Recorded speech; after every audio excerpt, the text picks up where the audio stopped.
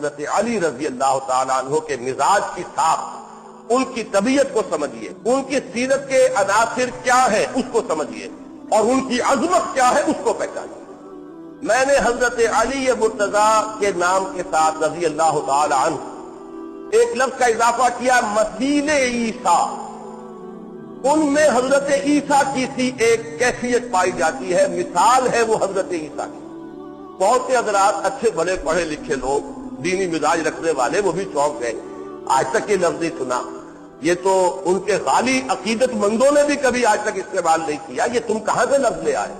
تو اسی لیے میں نے آج سب سے پہلے حدیث ایک پڑھی ہے۔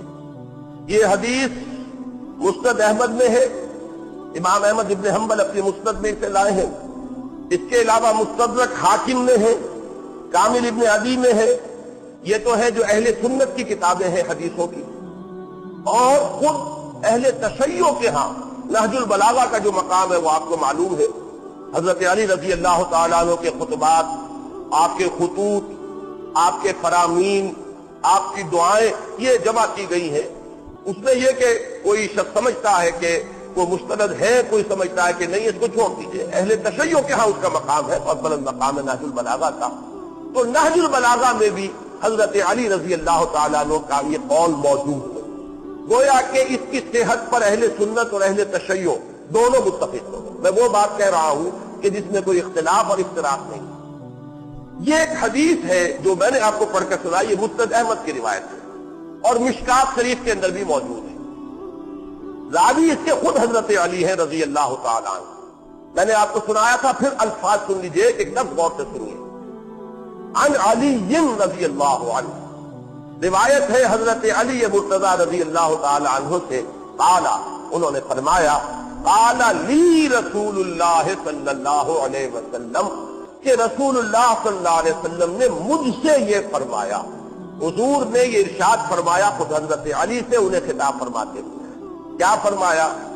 فیک مثل من عیسیٰ، اے علی تمہارے اندر ایک مثال ہے عیسیٰ کی علیہ الصلوۃ والسلام۔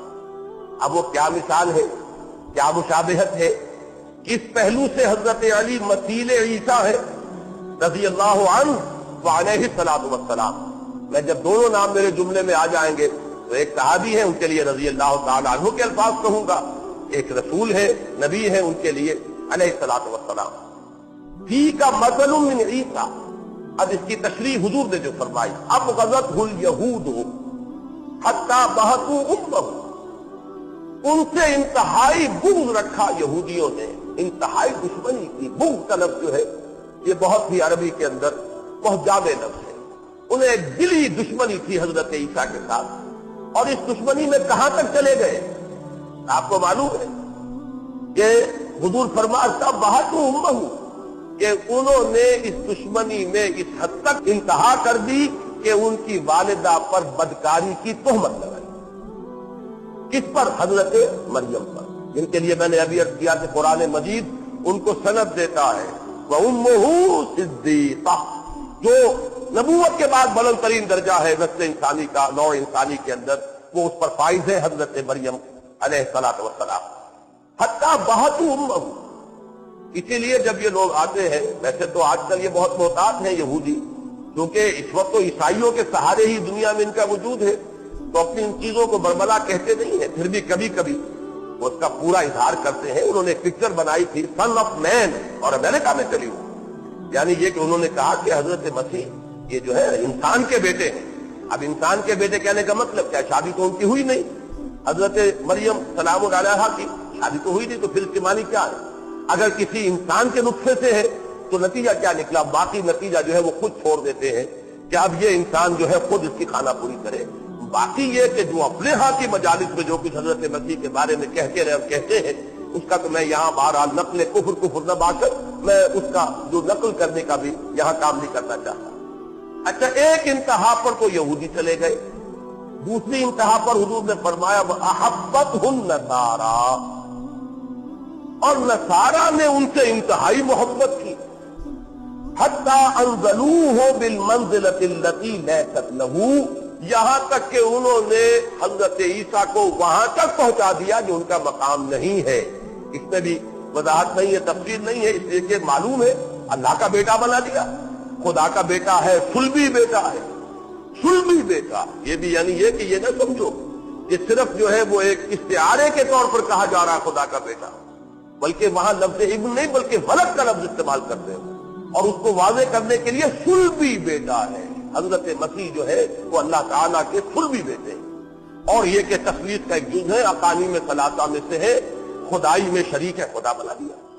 تو یہ دو انتہائیں ہوئی حضرت عیسیٰ علیہ السلام کے بارے میں کہ ایک گروہ انتہائی دشمن ہوا، یہاں تک کہ ایسی تہمت بھی لگا دی اور ان کے نسب کو داغدار کر کے، اور ان کی والدہ جو ہے ان پر بدکاری کا الزام عائد کر دیا۔ دوسرا گروہ ان کی محبت میں اس انتہا کو پہنچا، اس غلو میں اس انتہا کو پہنچا کہ انہوں نے خدا بنا دیا، خدا کا بیٹا بنا دیا، خدائی میں شریک کر دیا، جو بدترین اور اریاں ترین شرک ہے، اللہ کی ذات میں کسی کو شریک کر دینا، اس شرک کے جناب جرم کے مرتکب ہو گئے۔ یہاں پر حضور کا فرمان تو ختم ہوا، اب اس کے حوالے سے خود حضرت علی مزید فرما رہے ہیں۔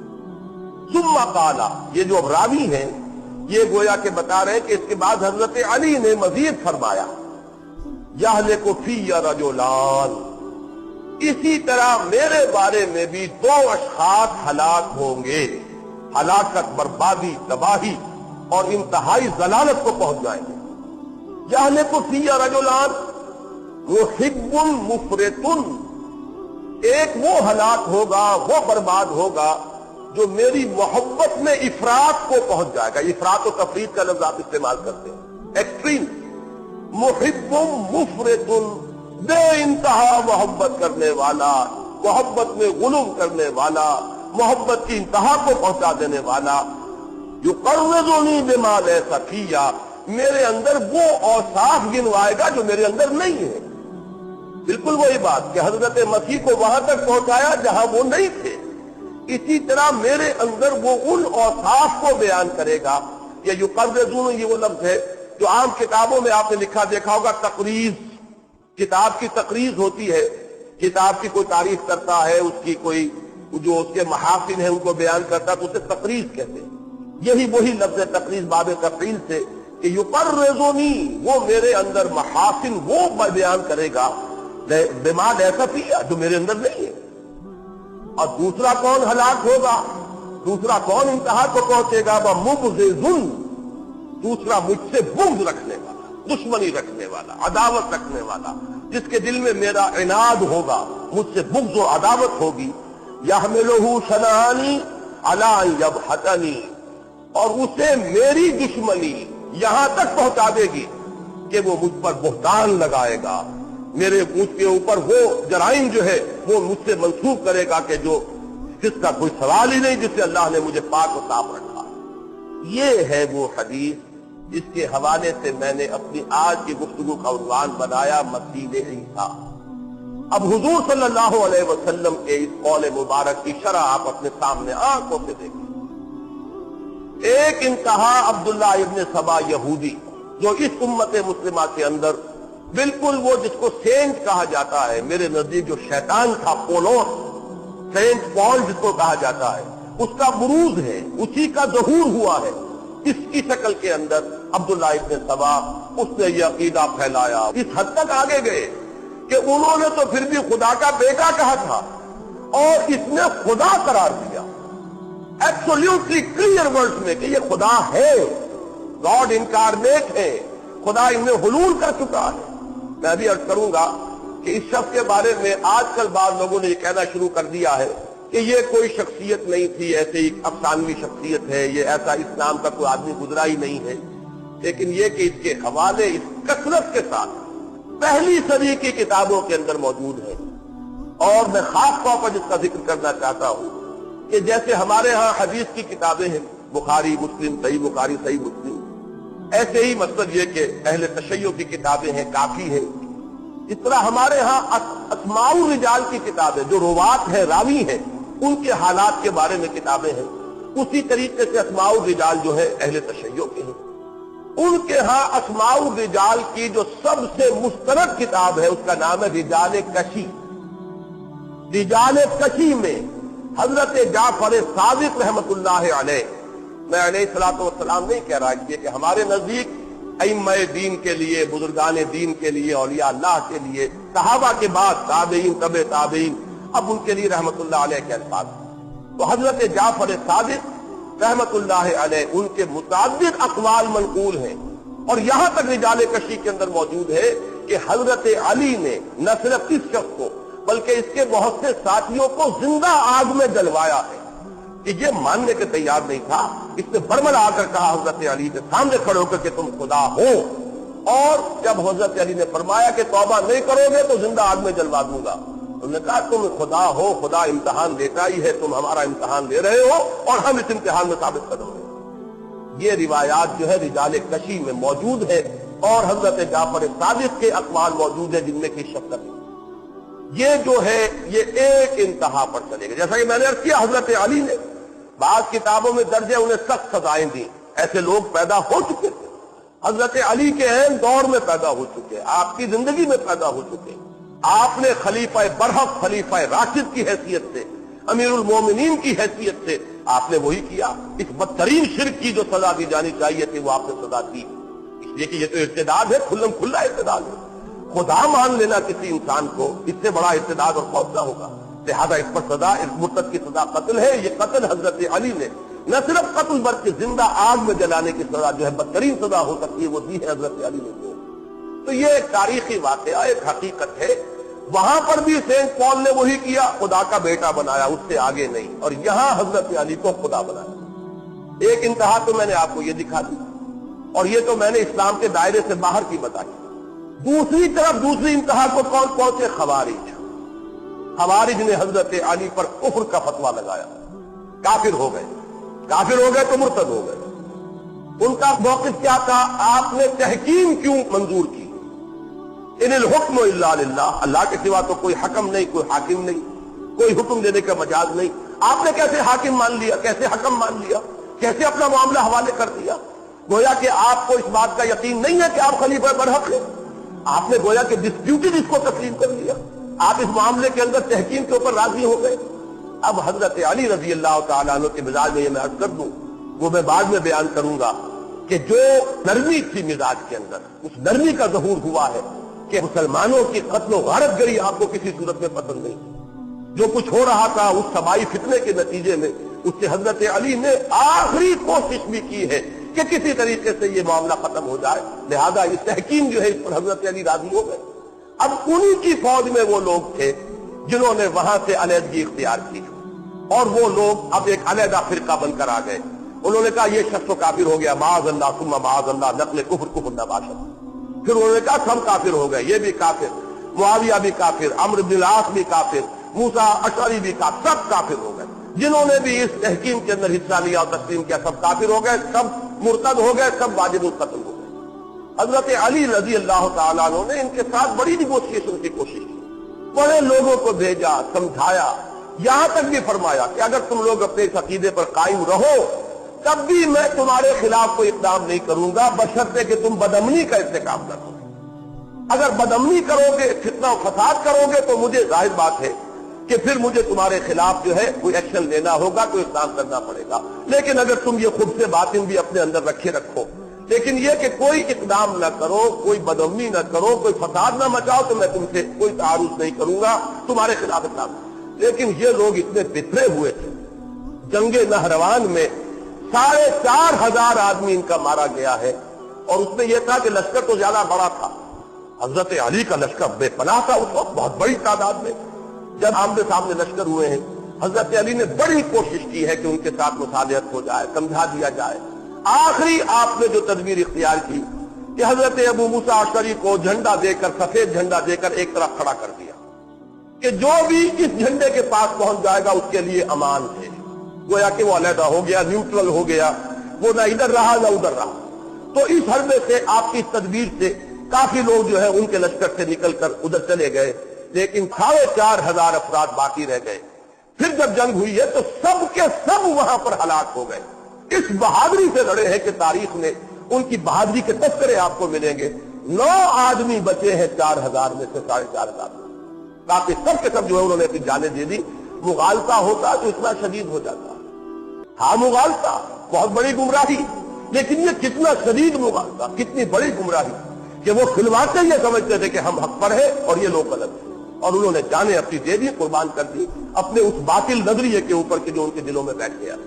تو یہ بات جان لیجئے کہ اس وقت، اور اب خوارج کے کفر پر امت کا اجماع ہے، پوری امت جو ہے وہ مانتی ہے کہ خوارج جو تھے وہ خود اسلام کے دائرے سے باہر ہو گئے۔ لہذا میں نے یہ دو ایکسٹریمز دے دی کہ ایک وہ یہود جو حضرت مسیح علیہ الصلوۃ والسلام کے اتنے دشمن ہوئے کہ انہوں نے نہ صرف ان کی والدہ پر تہمت لگائی بلکہ بچ پڑتے انہوں نے تو سولی پر چڑھائی دیا نا، مرتدی قرار دیا تھا نا کہ اس نے کفر بکا ہے، یہ جو کہہ رہا ہے یہ کفر ہے، جب کفر ہے تو مرتد ہو گیا، مرتد تو واجب القتل ہے، لہذا قتل کی سزا وہ تو یہود کی عدالت نے سنائی تھی۔ یہ دوسری بات ہے کہ ہمارے نزدیک وہ حضرت مسیح تھے ہی نہیں، وہ کوئی اور تھا جس کو سزا سنائی گئی اور جس کو سولی پر چڑھایا گیا، لیکن یہود نے تو اپنی حد تک اپنے بس پر سے تو مسیح ابن مریم ہی کو سولی پر چڑھایا گیا۔ ایک انتہا وہ تھی جس کا کہ مظہر کون ہے؟ خوارج ہے کہ جو تاریخ اسلام میں پیدا ہوئے، اسلام کے دائرے سے باہر نکل گئے۔ ایک جگہ الفاظ آتے ہیں اسلام سے ایسے نکل گئے جیسے کہ تیر کمان سے نکل جاتا ہے۔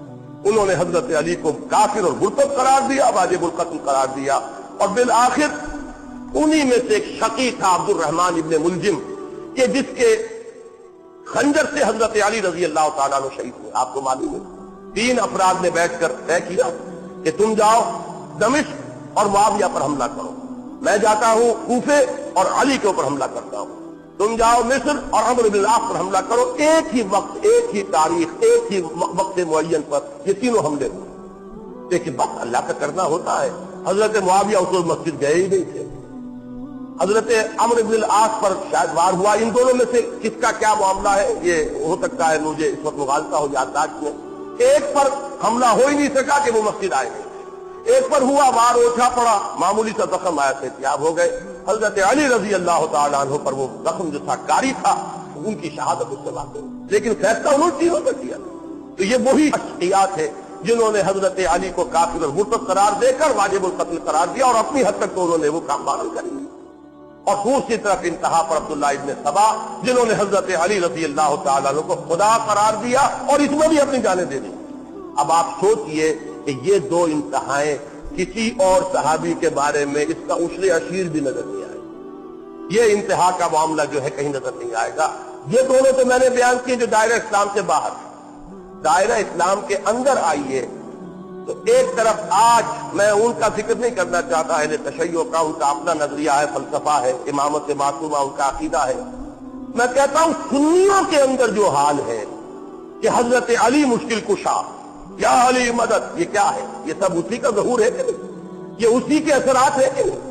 اسی کے باقیات و سیئات آج موجود ہیں۔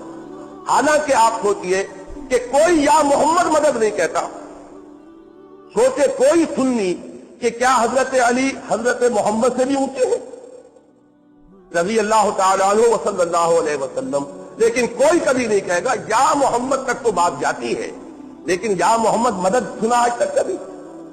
محمد مشکل کشا سنا آج تک کبھی؟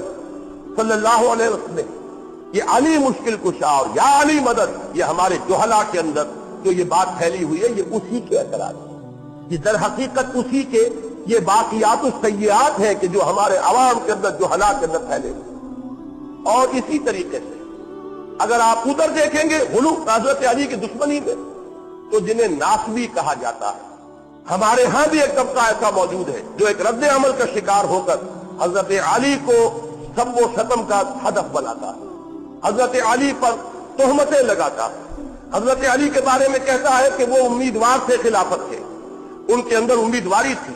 حضرت علی کے بارے میں یہ کہتا ہے کہ ان کا کوئی کسی درجے میں بھی معاذ اللہ ثم معاذ اللہ ان کا بھی ہاتھ تھا حضرت عثمان کی شہادت میں۔ بدقسمتی سے ایسے لوگ بھی موجود ہیں میرے نزدیک، یہ لوگ چاہے وہ اپنے آپ کو سنی کہتے ہیں، در حقیقت سنی نہیں ہے، یہ بھی وہی کام کر رہے ہیں کہ جو عبداللہ ابن سبا نے کیا تھا۔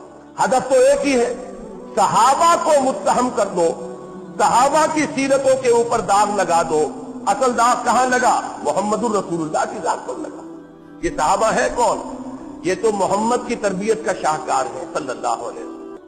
حضور کی دعوت اور تعلیم اور تلقین اور تربیت اور تزکیے کے اعلیٰ ترین نمونے کون ہیں؟ تو صحابہ کرام، درخت اگر اپنے پھل سے پہچانا جاتا ہے تو انہی سے تو پہچانے جائیں گے محمد صلی اللہ علیہ وسلم۔ آپ ایک عام کلاس کے اندر بھی جاتے ہیں تو اگر کلاس کا رزلٹ اچھا ہے تو کریڈٹ کسے دیتے ہیں؟ اس کے استاد کو۔ اور کلاس کا رزلٹ خراب آ رہا ہے بحثیت مجموعی تو کس کو آپ مورد الزام ٹھہرائیں گے؟ اس کے استاد کو۔ تو معاملہ در حقیقت یہ ہے کہ نابک نے تیرے سید نہ چھوڑا زمانے میں، کوئی چاہے ابو بکر، عمر اور عثمان کی سیرت کو داغدار کرے، چاہے حضرت علی کی سیرت کو داغدار کرے، بات تو ایک ہی ہے، چاروں اسی درخت کے پھل ہیں۔ چاہے ادھر سے تیر چلا دو چاہے ادھر سے تیر چلا دو، تیر تو پہنچے گا محمد الرسول اللہ کی ذات پر۔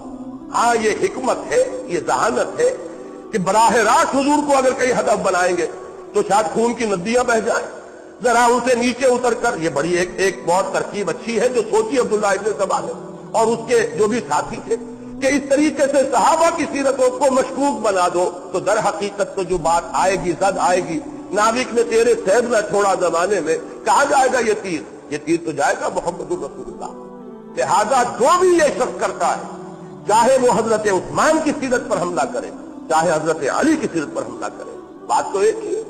چاہے کوئی شخص جو ہے وہ عمر اور ابو بکر رضی اللہ تعالیٰ عنہما کی سیرتوں کو داغدار کرے، چاہے حضرت علی، حضرت حسن، حضرت حسین کی سیرتوں کو داغدار کرے، بات تو وہی جائے گی۔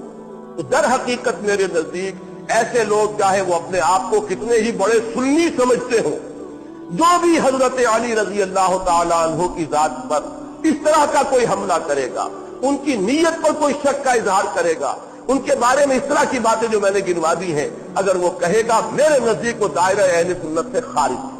بات چاہے وہ اپنے آپ کو کتنا ہی بڑا سنی سمجھتا ہو، بات وہ کر رہا ہے جو اصل میں گویا کہ آلہ کار بن گیا ہے وہ حضور کے دشمنوں کا، حضور کے صحابہ کے دشمنوں کا۔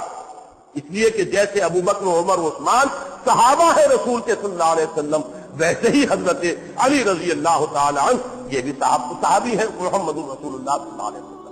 تو ایک بات تو میں نے اس حدیث کے حوالے سے بیان کرنی تھی، وہ میں نے آپ حضرات کے سامنے رکھی۔ اب آئیے، جو میں نے مزاج کی اتنی لمبی چوڑی بحث کی ہے، آپ بھی جاننا چاہتے ہو کہ میں حضرت علی کو کہاں رکھتا ہوں۔ آپ اچھی طرح سمجھ لیجئے، پوری بحث کا اب آپ کے سامنے سرا آ جائے گا۔ میرے نزدیک صحابہ کرام میں ایمبی ورڈ شخصیت حضرت علی کی ہے رضی اللہ تعالیٰ عنہ۔ جامع الصفات، جن کے اندر یہ دونوں رنگ موجود ہیں، حضور صلی اللہ علیہ وسلم کی شخصیت کا ایک عکس جامعیت کے ساتھ کہ حضرت علی میں، اب دیکھیے نوٹ کیجئے، ایک طرف شجاعت، بہادری، اور وہ شجاعت صرف چھپی ہوئی نہیں، ظاہر و باہر۔ معاملہ صرف وہ نہیں ہے، حضرت ابو بکر یقیناً بہت شجاع تھے رضی اللہ تعالی عنہ، اور میں آپ کو سنا چکا ہوں حضرت علی ہی کا خطبہ جو حضرت ابو بکر کے انتقال پر آپ نے دیا ہے، اور حضرت علی نے یہ فرمایا تھا کہ ابو بکر، ہم میں سب سے زیادہ بہادر اور شجاع تم تھے جو پہرا دے رہے تھے بدر کی شب محمد الرسول اللہ صلی اللہ علیہ وسلم، اور اللہ نے تمہیں منتخب کیا تھا محمد الرسول اللہ کی رفاقت کے لیے اثناء سفر ہجرت میں۔ حضرت علی فرما رہے ہیں کہ ہم میں سب سے بڑے شجاع ہیں، اگرچہ حضرت ابو بکر کی شجاعت کا کوئی ظہور تو نہیں ہوا، کسی پہلوان سے آپ کا مقابلہ آتا ہے سیرت میں کہیں؟ کسی کے ساتھ دو بدو جنگ کی کوئی تفصیل آتی ہے سیرت کے اندر؟ ایک اور بات ہے وہ ارادہ اور عزم کہ ابو بکر نے اپنے بیٹے سے کہا تھا، جب بیٹے نے کہا عبد الرحمن ابن ابی بکر نے کہ ابا جان بدر میں آپ میری زد میں آ گئے تھے، وہ کفار کی طرف سے آیا تھا لڑنے کے لیے، اس لیے کہ اس وقت تک ایمان نہیں لائے تھے، بعد میں ایمان لائے عبد الرحمن ابن ابی بکر۔ ابا جان آپ میری زد میں آ گئے تھے، میں نے آپ کے ساتھ رعایت برتی، میں نے آپ پر حملہ نہیں کیا۔ تو حضرت ابو بکر فرماتے ہیں بیٹے یہ تم نے اس لیے کیا کہ تم باطل کے لیے لڑ رہے تھے، خدا کی قسم اگر تم میری زد میں آ جاتے میں کبھی نہ چھوڑتا۔ یہ ارادہ، یہ استقامت، یہ قوت ارادی، یہ عزیمت انتہا پر موجود، لیکن یہ کہ ظہور اس طریقے سے جیسے حضرت حمزہ کی شجاعت، حضرت عمر کی پہلوانی، حضرت عمر کا یہ قول کہ جس کی خواہش ہو کہ اس کی ماں اسے روئے وہ آئے اور میرا راستہ روک لے، میں جا رہا ہوں ہجرت کے لیے، میں چلا ہوں مدینے کی طرف، کوئی اگر روک سکتا تو روک لے، جس کی خواہش ہو کہ اس کی ماں اسے روئے وہ آئے اور میرا راستہ روک لے۔ یہ بات حضرت ابو بکر کو نظر نہیں آئی۔ اور یہاں میں یہ بھی عرض کر دوں، میری بات کو غلط مفہوم میں نہ لیجیے گا، حضور نے کسی سے مقابلہ کیا؟ کہیں ہے ریکارڈ؟ حضور نے دو بدی جنگ کی کسی کے ساتھ؟ نہیں، لیکن تمام نوع انسانی میں اشجاع، سب سے زیادہ بہادر محمد الرسول اللہ صلی اللہ علیہ وسلم۔ اگر بہادری کوئی اعلیٰ وصف ہے تو کیا محمد الرسول اللہ صلی اللہ علیہ وسلم کی ذات مبارک میں وہ سب سے بڑھ کر نہیں ہوگی؟ ہے، اور اس کا ظہور ایک موقع پر ہوا ہے، وہ موقع ہے حنین کا، کہ جبکہ عام بھگدڑ مچ گئی ہے، لوگ دوڑے جا رہے ہیں، حضور اس وقت اپنی سواری سے اترے ہیں، علم ہاتھ میں لیا ہے، رقص پڑھا ہے، زندگی میں غالباً پہلی اور آخری مرتبہ رقص پڑھا ہے، انا النبی لا کذب انا ابن عبد المطلب۔ اور اگر ظاہر بات ہے، میرا گمان غالب یہ ہے کہ یہ خود حضور ہی نے کہا، اسی وقت موضوع کیا، گویا کہ یہ واحد شعر ہے جو حضور صلی اللہ علیہ وسلم نے پوری اپنی زندگی میں کہا، لیکن یہ کہ اس وقت وہ شجاعت سامنے آئی۔ تو شجاعت ایک ہوتی ہے چھپی ہوئی، ایک ہوتی ہے ظاہر و باہر۔ تو حضرت علی رضی اللہ تعالیٰ عنہ میں وہ شجاعت صرف چھپی ہوئی نہیں، ظاہر و باہر شجاعت، نمایاں شجاعت، وہ شجاعت جو بدر میں ظاہر ہو رہی ہے، جبکہ شیبہ ابن ربیعہ وہ بھی حضرت علی کے ہاتھوں واصل جہنم ہوا، اور ولید ابن عتبہ ابن ربیعہ چچا بھتیجے دونوں جو ہے حضرت علی کے ہاتھوں واصل جہنم ہو رہے ہیں، اور جو عتبہ ابن ربیعہ تھا ولید کا باپ اور شیبہ کا بھائی، وہ حضرت حمزہ کے ہاتھ سے واصل جہنم ہوا۔ پہلا مقابلہ ہوا، اس میں حضرت علی نمایاں ہے، جنگ احزاب ہے، اس میں حضرت علی نمایاں ہے۔ عمرو ابن عبد ود بہت بڑا پہلوان، 90 برس کی عمر تھی اس بدبخت کی جب یہ مقابلہ ہوا ہے، لیکن پورے عرب میں کوئی تصور نہیں کر سکتا تھا کہ اس سے مقابلہ کر سکتا ہے۔ آپ نے پڑھا ہوگا، سنا ہوگا وہ واقعہ کہ جب وہ مبارزت کے لیے آیا ہے کہ ہے کوئی جو میرا مقابلہ کرے، اور ظاہر بات ہے کہ اس وقت جو ہے ایک دفعہ سناٹا طاری ہو گیا، حضرت علی آگے بڑھے کہ میں مقابلہ کروں گا، وہ ہنسا، تم میرا مقابلہ کرنے آئے ہو، نام کیا ہے؟ وہ جو بھی استہزاء کا انداز ہوتا ہے۔ پھر اس نے کہا کہ میری یہ عادت رہی ہے کہ میں جب بھی کسی سے مقابلہ ہوتا ہے اس کی 3 خواہشات میں سے ایک ضرور پوری کرتا ہوں، ذرا کہو تمہاری کیا خواہش ہے؟ حضرت علی نے فرمایا میری خواہش اولین یہ ہے کہ تم ایمان لے آؤ۔ لا حول ولا قوت، اس نے کہا اس کا کوئی سوال نہیں۔ اچھا تو دوسری خواہش یہ ہے کہ میدان جنگ سے چلے جاؤ۔ وہ ہنسا، یہ میرے لیے کبھی نہیں ہو سکتا۔ اب حضرت علی نے جو وار کیا ہے یہ ان کی ذہانت اور فطانت کا بھی ایک بہت بڑا مظہر ہے۔ فرمایا پھر تیسری خواہش یہ کہ آؤ مقابلہ کرو۔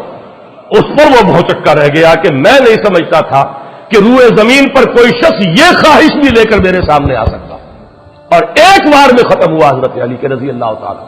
عمرو ابن عبد ود، اسی طرح خندق کا معاملہ، قموس کا قلعہ سب سے زیادہ سخت تھا، کچھ اور جو گڑھیاں تھی فتح ہو گئی تھی، وہ تھا جو اڑا ہوا تھا، وہ حضرت علی رضی اللہ تعالیٰ عنہ کے ہاتھوں اللہ نے فتح کرایا۔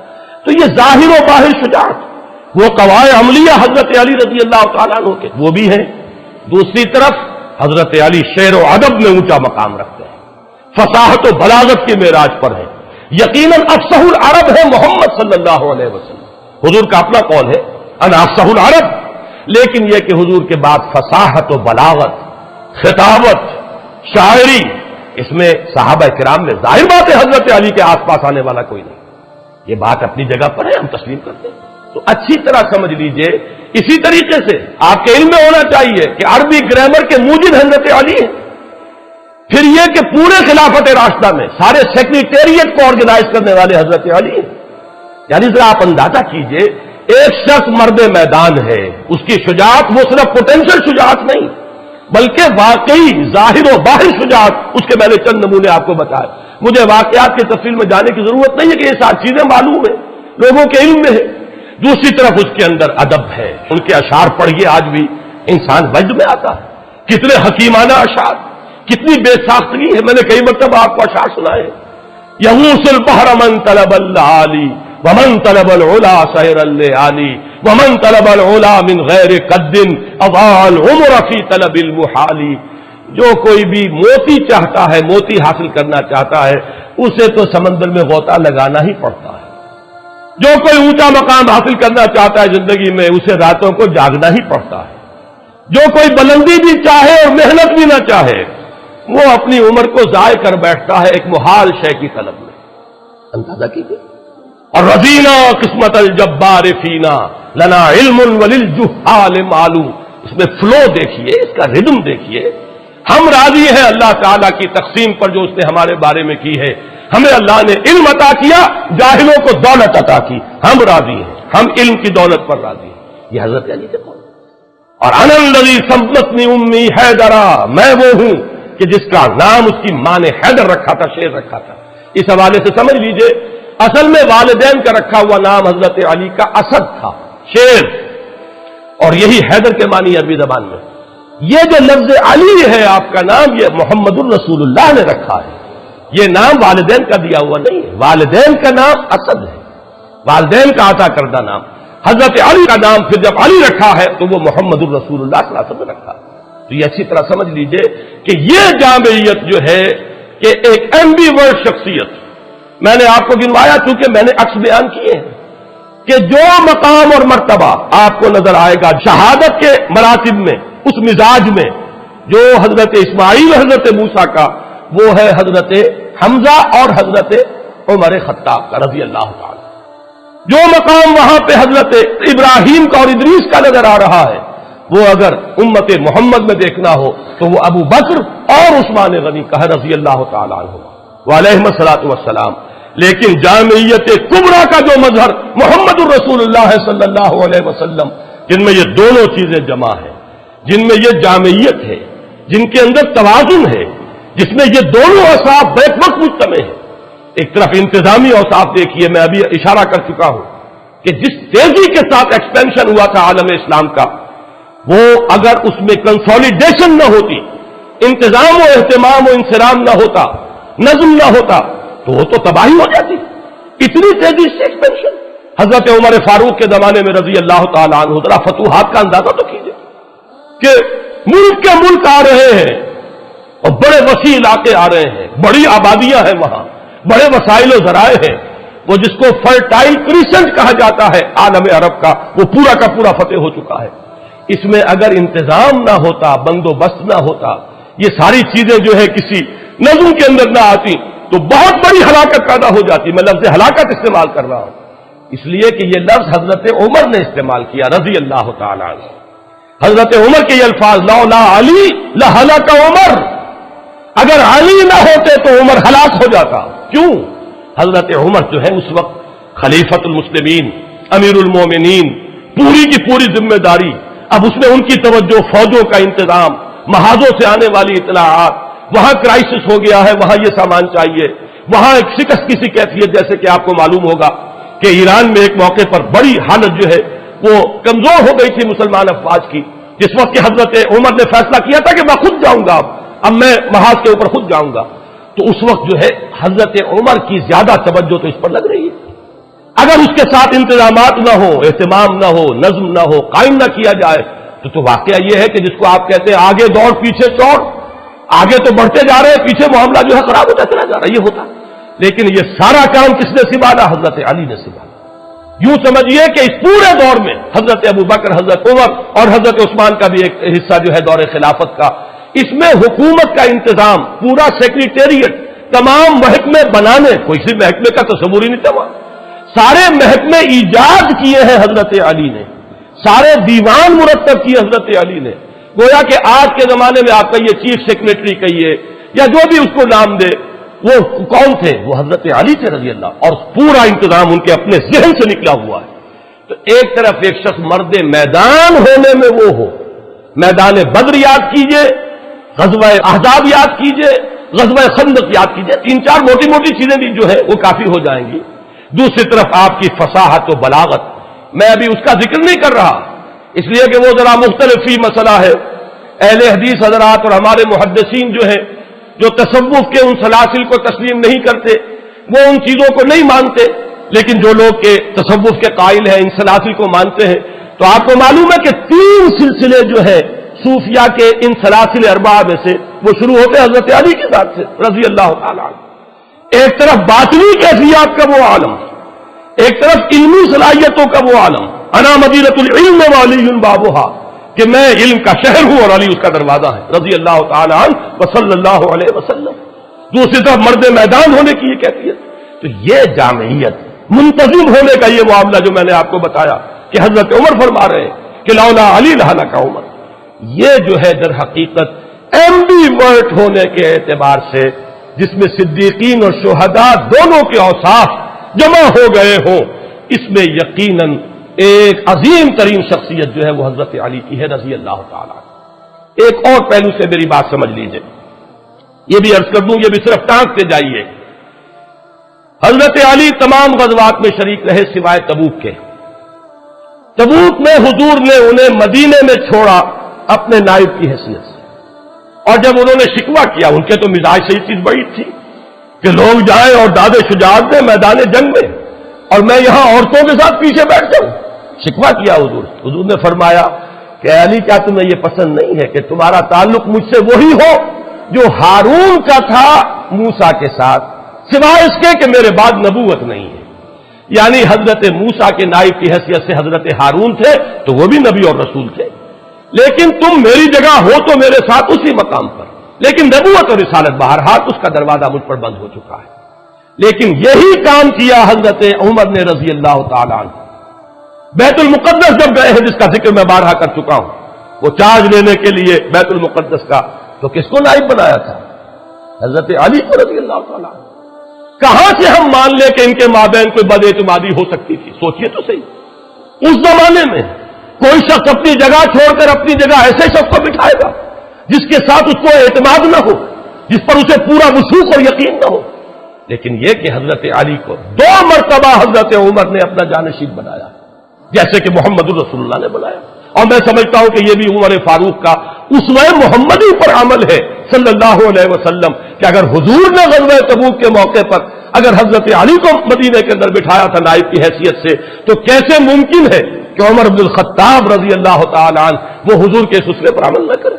بیت المقدس کا سفر تبوک سے بھی کہیں آگے، یروشلم جا رہے تھے حضرت عمر، اور کتنا رہا ہوگا مدینے سے آپ کے غیر حاضری کا معاملہ۔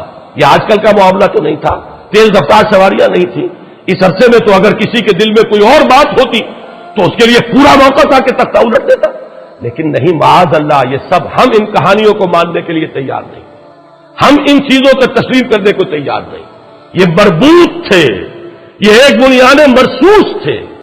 چنانچہ سورہ ہجر کی ایک آیت ہے کہ ہم جب اہل جنت کو جنت میں داخل کریں گے، جنتیوں کو، تو الفاظ آتے ہیں وَنَزَعْنَا مَا فِي صُدُورِهِم مِّن غِلٍّ إِخْوَانًا عَلَىٰ سُرُرٍ مُتَقَابِلِينَ، ہم ان کے دلوں میں جو بھی کوئی رنجشیں ہوں گی وہ نکال لیں گے، اور پھر جنت میں وہ بیٹھے ہوں گے آمنے سامنے ایک دوسرے سے، کہ بھائی بن کر کوئی رنجش دن میں تھی بھی، دنیا میں تھی بھی تو نکل چکی ہو۔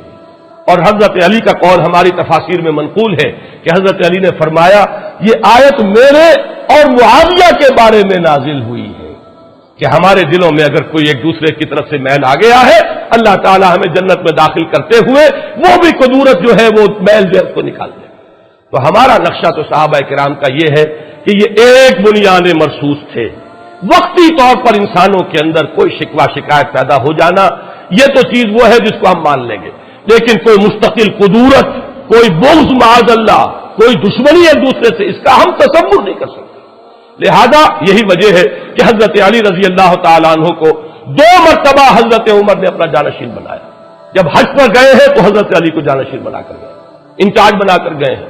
جب گئے ہیں یروشلم تو بھی حضرت علی کو یہاں پہ نمائندہ بنایا۔ اور ایک بات اور نوٹ کیجئے کہ حضرت علی رضی اللہ تعالیٰ عنہ کی صاحبزادی ام کلثوم حضرت عمر کے نکاح میں آئی ہے۔ یہ کوئی ہونے والی بات تھی اگر باہمی محبت نہ ہوتی؟ یہ کوئی ہونے والی بات تھی اگر باہمی اعتماد اور باہم شیر و شکر نہ ہوتے؟ اگر شکایت بھی تھی تو میں عرض کر چکا ہوں وہ حضرت ابوبکر سے تھی۔ اگر شکایت کوئی تھوڑی دیر کے لیے رہی بھی ہے، کوئی شکوہ، حضرت عمر سے تو کسی شکوے کا ہمارے پاس تو ریکارڈ موجود نہیں ہے کہ کس بنیاد پر کوئی شکوہ ہوتا۔ تو یہ جو ایک بنیاد مرصوص رہے، بلکہ جب میں نے ابھی ذکر کیا تھا کہ جب ایران کے محاذ پر ایک دفعہ ذرا کریٹیکل سچویشن پیدا ہوئی ہے اور حضرت عمر نے فیصلہ کیا کہ اب میں جاؤں گا وہاں محاذ پر، تو حضرت علی نے روکا اور یہ فرمایا کہ چکی اسی وقت تک پیستی ہے جب تک کہ وہ اپنی کلی جو ہے اس کے اوپر قائم رہے۔ آپ کا مقام اس چکی کے اس کلی کا ہے، یہ امت مسلمہ کی چکی چلے گی اگر آپ اپنی جگہ پر قائم رہیں گے، اگر وہ کلی اپنی جگہ سے ہٹ گئی تو چکی چلے گی کیسے؟ لہذا آپ نہ جائیں، ان کو مجبور کیا کہ آپ یہیں پر رہیں، یہیں سے بیٹھ کر انتظام کریں، اور حضرت عمر رضی اللہ تعالیٰ عنہ نے حضرت علی کے اس مشورے کو قبول کیا اور اپنے ارادے کو فس کر دیا۔ ہمارا نقشہ یہ ہے، اور میں جو بات آج بتانا چاہتا تھا وہ یہ ہے کہ اہل سنت کے ہاں بھی حضرت علی کا مقام بہت بلند ہے، بہت بلند ہے، بہت بلند ہے۔ وہ لوگ اہل سنت کے دائرے سے خارج ہیں کہ جو حضرت علی رضی اللہ تعالی عنہ پر کسی طرح کا زبان تان جو ہے دراز کرتے ہیں، کسی طرح سے ان کی نیت کے اوپر حملہ کرتے ہیں، کسی طرح سے کوئی اس طرح کی جو ان کے مقام بلند سے فروتر بات ہے کوئی ان کی طرف منسوب کرتے ہیں، میرے نزدیک وہ اہل سنت سے خارج، وہ ناسبی ہوں گے یا کوئی خارجیوں کی کوئی نسل ہے جو چلی آ رہی ہو ہمارے اندر، لیکن بہرحال اہل سنت کے ہاں یہ جان لیجئے یہ ہمارا مجمع عقیدہ ہے، تمام نسل انسانی میں بلند ترین تو انبیاء اور رسل ہیں، وہ تو سب سے اونچا ہے ہی۔ اس کے بعد امت کے اندر سب سے افضل پوری دنیا کے اندر، امت میں نہیں پوری نسل انسانی میں بحیثیت جماعت وہ صحابہ ہے محمد الرسول اللہ، تمام رسولوں میں افضل محمد الرسول اللہ صلی اللہ علیہ وسلم۔ کسی مسلمان کو کسی مکتب فکر سے تعلق رکھتا ہو اس میں شک و شبہ نہیں ہو سکتا۔ اور پھر غیر نبی جتنی بھی نسل آدم ہے، از آدم تا ایدم بلکہ تا قیام قیامت، اس میں افضل ترین بحیثیت مجموعی وہ صحابہ ہے محمد الرسول اللہ۔ ان صحابہ میں چوٹی پر ہیں یہ چار افراد، ان میں ہمارے نزدیک ترتیب فضیلت ترتیب خلافت کے ساتھ ہے۔ افضل حضرت ابو بکر، نمبر 2 حضرت عمر، نمبر 3 حضرت عثمان، نمبر 4 حضرت علی۔ لیکن گویا کہ بقیہ تمام صحابہ سے تو افضل ہم مانتے ہیں حضرت علی کو۔ اب اگر کوئی شخص حضرت علی کی سیرت کو داغدار کر دے، آپ سوچئے تو نتیجہ کہاں گیا؟ بقیہ تمام صحابہ سے تو افضل ہے سب کے نزدیک، اگر ایکسیپشن ہوتی ہے اہل سنت کے نزدیک تو 3 ہی فرد رہ گئے نا، حضرت ابو بکر، حضرت عمر، حضرت عثمان۔ بقیہ تمام صحابہ سے، تمام صلحاء امت سے، تمام اولیاء اللہ سے، تمام ائمہ دین سے، تمام محدثین سے، تمام فقہاء سے افضل ترین کون ہے؟ حضرت علی۔ لہذا زبان کو بہت سوچ سمجھ کر کھولنا چاہیے۔ یہاں جو ہے اس جناب میں کوئی گستاخی وہ در حقیقت اپنے ایمان کو خطرے میں ڈالنے کے مترادف ہے، اور جو لوگ بھی یہ کوئی کرتے ہیں جرأت یا ہمت، میں بار بار یہ کہہ رہا ہوں کہ میرے نزدیک وہ اہل سنت کے زمرے سے خارج ہے۔ ایک بات آپ اچھی طرح سمجھ لیجیے البتہ، اور وہ یہ ہے کہ صحابہ کرام کی 3 نسلیں ذہن میں رکھیے۔ عام طور پر ہمارے ہاں 2 الفاظ استعمال ہوتے ہیں، کبار صحابہ، صغار صحابہ۔ کبار صحابہ بڑی عمر کے صحابہ، صغار صحابہ چھوٹی عمر کے، حضرت حسن، حضرت حسین، یہ حضور کی زندگی میں 5 سال 7 سال یہی عمریں تھی نا۔ حضرت عبداللہ ابن زبیر 8 سال 9 سال، یہ نسل ہے انہیں ہم کہتے ہیں صغار صحابہ۔ صحابی تو ہے، حضور کی گود میں پلے ہیں، حضور کے شانہ مبارک پر بیٹھے ہیں، حضور کی حیات طیبہ میں ہیں، موجود ہیں، صحبت سے فیض یاب ہوئے، صحابی تو ہے۔ لیکن یہ کہ صغار صحابہ کے بارے صحابہ، میں ذرا آج بات کو واضح کرنے کے لیے ایک درمیانی نسل کی طرف بھی اشارہ کر رہا ہوں۔ یہ 3 نسلوں میں سمجھیے، صحابہ کرام کی ایک نسل وہ ہے جو حضور صلی اللہ علیہ وسلم کے تقریباً ہم عمر ہیں، 5 سال ادھر یا 5 سال ادھر، 10 سال کے چھوٹ بڑائی، 12 سال 13 سال، اتنا فرق ہوتا ہے، دوستوں میں بھی ہوتا ہے، احباب میں بھی ہوتا ہے، ساتھیوں میں بھی ہوتا ہے۔ ایک نسل وہ ہے، ایک نسل وہ ہے کہ جو اس سے نیچے ہے، جس کا کہ حضور سے عمر کا فرق جو ہے 30 سال 35 سال کا۔ ایک تیسری عمر وہ ہے، تیسری نسل وہ ہے جس کا عمر کے اعتبار سے حضور سے فصل جو ہے وہ 52 سال 55 سال کا ہے۔ نوٹ کر رہے ہیں آپ میری بات کو؟ 3 نسلیں ہو گئی کہ نہیں؟ عام طور پر ایک نسل بھی آج کل سمجھی جاتی ہے، 20 برس جو ہے اس کے اندر نسل بیتتی ہے۔ آپ اگر اپنی 4 پیڑھیاں گنیں گے تو وہ تقریباً 80 یا 100 برس کے اندر 4 پیڑھیاں جو ہے 4 نسلیں گزر جاتی ہیں۔ یہی ذرا تصور رکھیے۔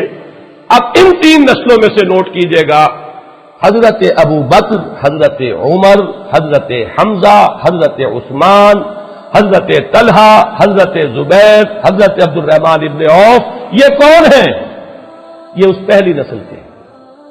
حضرت ابو بکر 2.5 سال چھوٹے، حضرت عثمان 4 سال چھوٹے، حضرت عمر 13 سال چھوٹے، حضرت حمزہ بالکل ہم عمر، بعض صحابہ حضور سے عمر میں زیادہ بھی تھے، حضرت عثمان ابن مظعون رضی اللہ تعالی حضور سے عمر میں کچھ بڑے بھی۔ یہ ہے حضور کے تقریباً ساتھ کے لوگ، ان کو کہیں گے اعوان و انصار، ان کو کہیں گے ساتھی، ان کو کہیں گے دوست۔ اگلی نسل جو ہے وہ کون سی ہے؟ جو 30-40 سال کا فرق رکھتی ہے۔ حضرت علی کا تعلق اس نسل سے، حضرت علی حضور سے 30 برس چھوٹے ہیں۔ وہ نسل جو ہے اس میں کون ہے؟ حضرت علی ہے، حضرت فاطمہ ہے، حضرت عائشہ ہے، حضرت مصعب بن عمیر ہے، حضرت خباب بن الارت ہے۔ یہ وہ نسل ہے، یہ وہ نسل ہے کہ جو حضور کے زمانے میں جو مکی دور ہے اس میں یہ نوجوان تھے، بلکہ ابھی کہنا چاہیے کہ ابھی نوجوانی کی بھی ابتدائی سٹیجز میں تھے۔ یہ وہ لوگ ہیں، یہی وجہ ہے کہ ان کا کوئی کارنامہ آپ کو مکی دور میں کیسے نظر آئے گا؟ مکی دور میں حضرت علی کی شجاعت کا کوئی مظاہرہ کیسے ہوگا؟ وہاں تو مظاہرہ ہوا تو حضرت عمر اور حضرت حمزہ کا ہوا۔ حضرت علی تو اول روز سے حضور کے ساتھ تھے، لیکن یہ کہ مسلمان بہرحال جو بھی اس معاشرے کے اندر حال تھا مسلمانوں کا وہ آپ کو معلوم ہے نا، اس لیے کہ حضرت علی کی عمر کیا تھی؟ 12 برس جب ایمان لائے ہیں حضور پر۔ ویسے تو یہ کہ ایمان لانے کا کیا ہے، وہ تو حضور کی گود میں تو پل رہے ہیں، وہی تو پرورش پا رہے ہیں۔ آپ کو معلوم ہونا چاہیے کہ حضور ہی کے گھر میں رہتے تھے حضرت علی، حضور کے زیر کفالت تھے، لہذا ایک اعتبار سے تو بلند ترین شرف ہو گیا کہ ابتدا سے جس شخصیت کی تربیت میں پہلے دن سے جس کو عمل دخل حاصل ہے محمد الرسول اللہ کو، وہ تو حضرت علی ہے رضی اللہ تعالی عنہ۔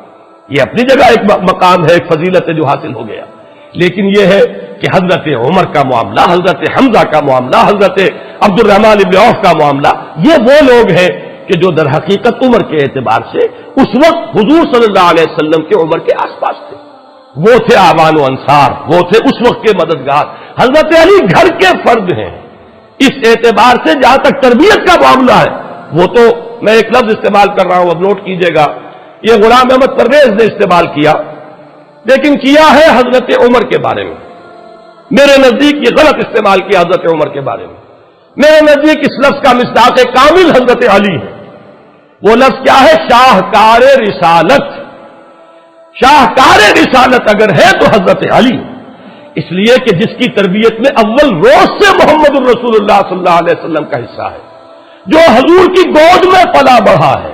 جب حضور پر وحی کا آغاز ہوا تو 10 سال کی عمر ہے، اور جب حضور کو تبلیغ کا حکم ہوا ہے، یہ فرق رکھیے گا ذہن میں، 3 سال کا فرق ہے۔ عام طور پر خیال یہ ہے پہلی وحی آئی ہے اس وقت سے لے کر، اور جب کہ سورہ مدثر کی آیات نازل ہوئی جن میں تبلیغ کا حکم ہے، عام خیال یہ ہے کہ 3 برس کا فرق ہے۔ یہی وجہ ہے کہ جب حکم ہو گیا ہے کہ اب آپ یا ایھا المدثر قم فانذر، اب کھڑے ہو کر اپنی تبلیغ کا آغاز فرما دیجئے، یہاں سے کہا جاتا ہے حضور کی رسالت کا آغاز ہوا۔ اور جب پہلی آیات اتری تھی اقرا بسم ربک الذی خلق، وہاں سے یہ کہا جاتا ہے کہ حضور کی نبوت کا ظہور ہوا۔ تو اسی لیے یہ کہا جاتا ہے کہ 13 برس کی عمر میں ایمان لائے، اس لیے کہ اگرچہ آغاز وحی سے وہ تو اگر کہا جائے تو 10 برس عمر ہے، لیکن جب تبلیغ کا حکم ہو رہا ہے تو اس وقت حضرت علی کی عمر 13 برس ہے۔ تو 13 برس کی عمر میں ایمان لائے حضرت علی، اور پھر ساتھ رہے، گھر میں ہے۔ تو فیض یاب سب سے زیادہ کون ہو رہا ہے محمد الرسول اللہ کی صحبت سے؟ وہ تو حضرت علی ہے، دن رات کے ساتھی ہے، ایک طرح کے خادم ہے، گھر میں رہنے والے عزیز ہیں، اپنے ایک چھوٹے عزیز کی حیثیت سے گھر میں حضور صلی اللہ علیہ وسلم کے ہاں ان کی رہائش ہے۔ اس اعتبار سے شاہکار رسالت، شاہکار نبوت، اس لفظ کا اطلاق اگر ہوتا ہے بتمام و کمال تو وہ حضرت علی کی ذات پر ہوتا ہے، اس لیے کہ تربیت محمدی کا شاہکار حضرت علی۔ البتہ یہ ضرور ہے کہ مکی دور میں آپ کی عمر چھوٹی تھی، اس میں 2-3 واقعات تو نمایاں ہمیں آتے ہیں سامنے کہ حضرت علی رضی اللہ تعالیٰ عنہ نے کھڑے ہو کر کہا تھا جب پہلی مرتبہ یہ حکم آیا کہ انذر عشیرتک الاقربین، اے نبی ذرا اپنے قریبی رشتہ داروں کو خبردار کیجئے، ان تک دعوت پہنچائیے، تو 2 مرتبہ کھانے کا اہتمام کروایا اور حضرت علی ہی کو حکم دیا اہتمام کرو۔ 13, 14, 15 برس کا نوجوان جو ہے گھر کے اندر رہتا ہے، ظاہر بات ہے وہی بندوبست کرے گا، وہی جانوروں کو ذبح کروائے گا، وہی اہتمام کرے گا، کھانا پکوائے گا۔ سارے بنی ہاشم جمع ہو گئے ہیں، پہلی مرتبہ جمع ہوئے، حضور نے جب اپنی بات پیش کی تو سب لوگ ہنسنے لگے اور اٹھ کے چلے گئے، کسی نے جواب ہی نہیں دیا۔ دوسری مرتبہ پھر کیا پھر دعوت کھلائی. اب میں یہ کہا کرتا ہوں کہ کچھ لوگوں کو شرم آ گئی ہوگی کہ 2 مرتبہ کھانا کھایا ہے تو اب کچھ تو ان کی بات سن لیں. تو آپ نے کھڑے ہو کر جب دعوت پیش کی, سن تو انہوں نے لی, لیکن یہ ہے کہ اس کے بعد سانپ سونگ گیا سب کو. بنو ہاشم ہے یہ سب, ان میں جان لیجئے, نہ حضرت ابو بکر بنی ہاشم میں سے ہے, نہ حضرت عمر یہ بنو ہاشم میں سے نہیں ہے. حضرت حمزہ بھی ہو گئے, وہ بنو ہاشم میں سے تھے لیکن ان کی توجہ ہی نہیں, غور ہی نہیں کیا ہوگا انہوں نے, یہ کہ وہ 6 سال جا کر ایمان لائیں گے. لیکن یہ کہ بنو ہاشم کا پورا خاندان جمع ہے, کوئی ٹس سے مس نہیں ہوا. کھڑا ہوا تو کون؟ علی ابن ابی طالب. اور ان کے الفاظ تاریخی ہیں, اگرچہ میں عمر میں سب سے کم ہوں, اگرچہ میری آنکھیں دکھتی ہیں. یہ آشوب چشم کا عارضہ معلوم ہوتا ہے کہ حضرت علی کو بچپن سے تھا, اس لیے کہ پھر غزوہ خندق میں بھی اس کا ذکر آتا ہے کہ آنکھیں دکھتی تھی حضرت علی کی. حضور نے اپنا لاب مبارک جو ہے وہ لگایا تھا, لاب دہن, جو آب دہن, تو اس سے آپ کو آرام ہوا تھا. تو یہ اس وقت بھی آنکھیں دکھ رہی ہوگی. اگرچہ میں عمر میں سب سے کم ہوں, اگرچہ میری آنکھیں دکھتی ہیں, اگرچہ میری ٹانگیں پتلی ہیں, لیکن میں آپ کا ساتھ دوں گا. اور پورا مجمع جو ہے کہتا لگا کر کہ یہ ہے دنیا کی تاریخ بدلنے کا اور تاریخ کا رخ بدلنے کا داعیہ لے کر آئے ہیں, اور یہ ان کے ساتھی ہیں. ہنستے ہوئے لوگ چلے گئے. یہ واقعہ آتا ہے. یا ہجرت کی رات حضور صلی اللہ علیہ وسلم اپنے بستر پر, اس وقت حضرت علی کی عمر کیا ہوگی؟ 22 برس, لگ بھگ 22 برس. اس نوجوان کو اپنے بستر پر سلا کر گئے. باقی آپ کو اس پورے دور میں حضرت علی نمایاں نظر نہیں آ سکتے. کیوں نظر نہیں آ؟ اس لیے کہ آپ کی عمر کو پیش نظر رکھیے. حضرت علی کی شخصیت کے جوہر جو نمایاں ہوئے وہ مدنی دور میں ہوئے. مدنی دور کا نقطہ آغاز ہے غزوہ بدر. اس وقت سے 24 برس کے جوان, اور اس وقت جو بھی ہوا ہے حضرت علی کی شجاعت کا دور ہوا آپ کو معلوم. اور اسی طریقے سے پھر سارے واقعات میں نے بیان کیے. اس فرق کو ضرور ملحوظ رکھیے. یہ فرق چونکہ ہم اپنے سامنے نہیں رکھتے, لہذا بہت سی چیزیں جو ہے وہ صحیح کانٹیکسٹ میں نہیں آتی, صحیح اس پس منظر میں زمانی اور جو مکانی اعتبار سے یہ پورا اگر پس منظر سامنے ہو تو پھر وہ نقشہ سامنے آئے گا کہ حضرت علی رضی اللہ تعالیٰ عنہ شاہکار رسالت ہے.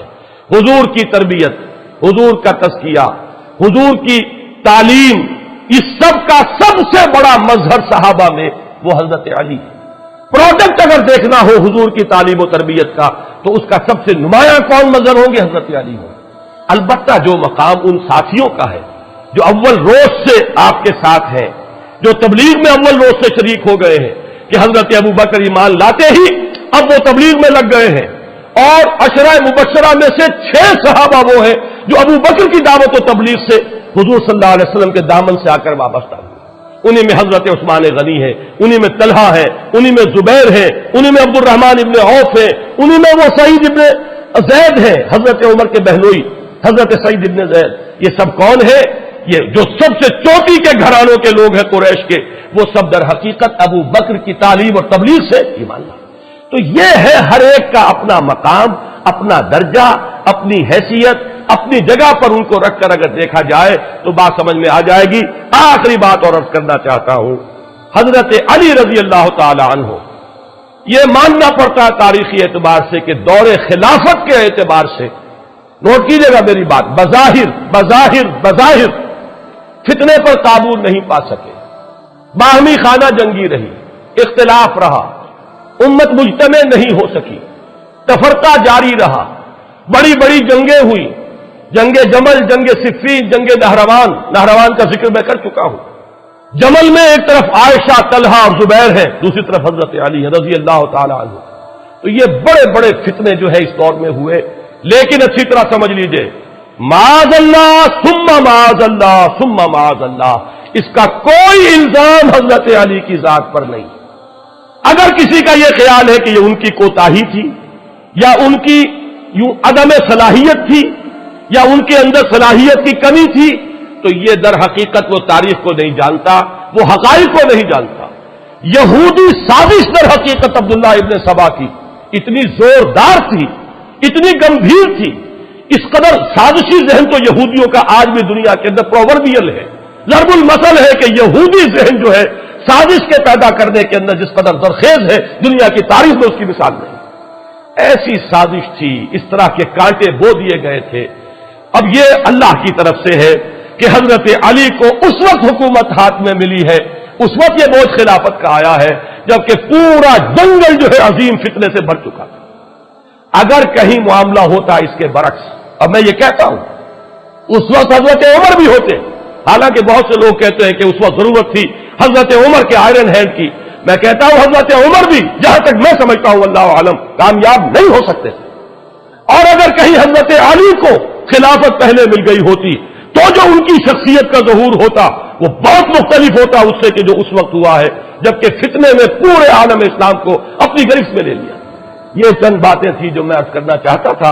اگر میری زبان سے کوئی لفظ غلط نکل گیا ہو میں اللہ تعالیٰ سے بھی معافی چاہتا ہوں اور دعا کرتا ہوں کہ وہ اسے آپ کے حافظے سے بھی محو کر دے، لیکن میں یہ چاہتا ہوں کہ اہل سنت کے ہاں جو مقام ہے حضرت علی رضی اللہ تعالیٰ عنہ کا، اس کو آپ پوری طرح اچھی طرح سمجھ لیں۔